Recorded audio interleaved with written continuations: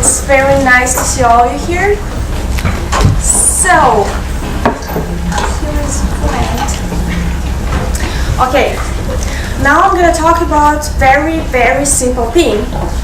We all learn languages here, and we all being told all the time, okay, we have to surround ourselves with language and do as much as we can in the target language. So the question is, how many of you have read the whole book in your target language from cover to cover? Can you raise your hand? Not so many of you. How many of you read the book without any kind of struggle? So not so many, right? So we all struggling from time to time reading what we really want to read. How to do it effectively. So here is the first point. How it works. Book in your native language. So you read it, you love it, you get some dopamine, you enjoy it, and your brain records the pattern of getting joy from the book. You love it, you enjoy it, you're getting involved.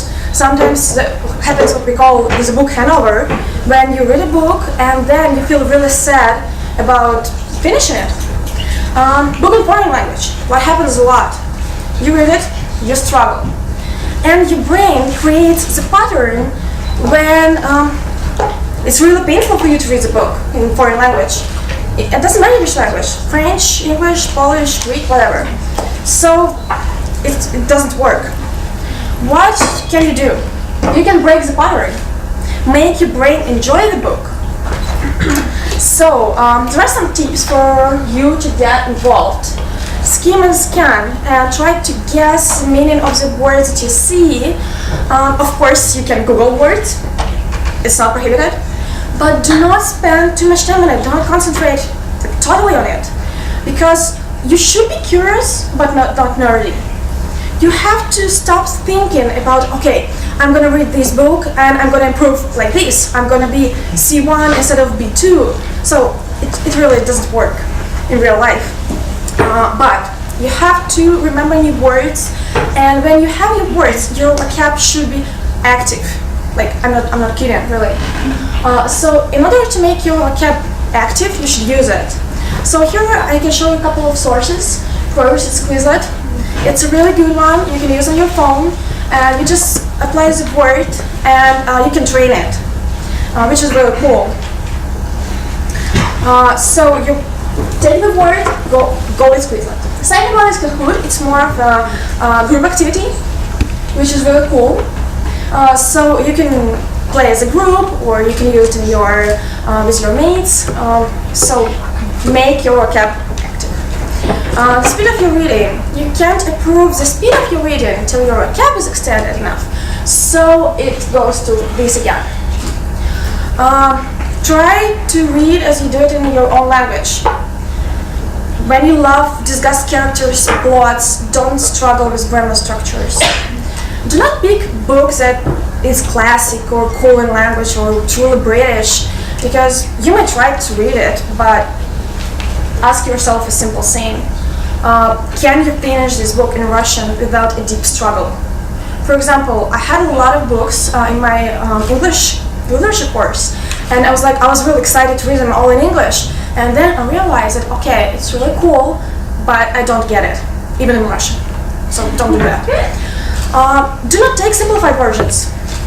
The style of these books is very pale, it's very boring, it's cleaned out of all the author's characteristics of text. For example, some funny idioms or some funny words that you have to know. In order not to be really struggled with the text, you should follow some of these things, so don't be like this. So here is a list of books that you're most likely to finish. All the books that I am showing here, I've read on my own, so I do advise them. The first one is Sapiens and Homo Deus. This is science fiction, catchy reading, some good theories, and the language is really nice, so you'll probably get a lot of cool things out of it. Pop Psychology. This is just 3 books that I would recommend for like simple reading, like subway reading, what I call it. Why? It has no plot, basically, so you can read it from time to time, sometimes open it in a subway, sometimes open it at home. You can use some things in your class or whatever. You can take a picture of it if you want, but the one that I really recommend is Emotional Intelligence. It's a really good one. It will help you a lot. Catchy plots. That's what you love, right? So you can start from Stinking, Riding the Bullet, for example. It's a short story, but really catchy one. And if you don't really want to go into the reading, start with a catchy small story to get involved into the reading process. Some quality fantasy things. That's my favorite ones. The Hitchhiker's Guide to the Galaxy, and books from Philip Pullman. He was abandoned by the Catholic Church, which I think is kind of a big deal.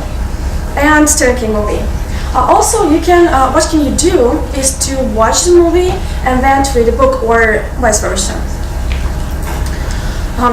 MGIMO must read list. It's just kidding. That's what I really love about that. Henry Kissinger, World Order. That is really important book for all of us because we do study international relations and we have to know some of this stuff really. For journalists, how to talk to anyone, anytime, anywhere. That's just a perfect one. And it's what I do. Photographer's Life of Love and War. This is very simple reading for you to get involved. I have a big list of books, and you can always write me for recommendation, for any kind of recommendation, and I'm always open to your questions and requests. So go ahead and do that. And at this point, I want to finish my conversation with you guys, and wish you good luck with reading. Thank you.